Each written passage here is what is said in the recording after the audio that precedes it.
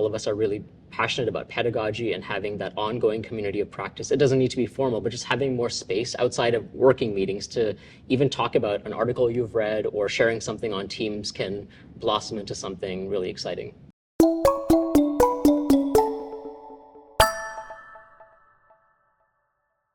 In terms of the benefits, I think the partnership piece that kind of snowballed into a lot of cross-pollination. So learning strategists being invited to facilitate workshops for TATP and CTSI, but also across different kinds of programs. So Tune Into Teaching, TA Week.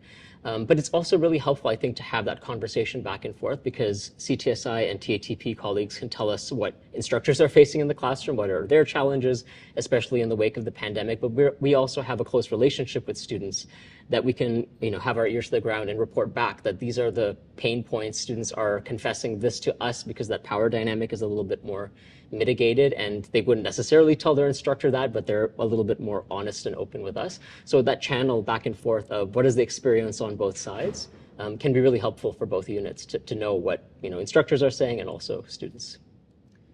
The first thing that comes to mind for me is passion for pedagogy. I think we're all very keen on talking about not only the pragmatic, practical elements of teaching and learning, but really the excitement that comes out of new initiatives and sandboxing ideas.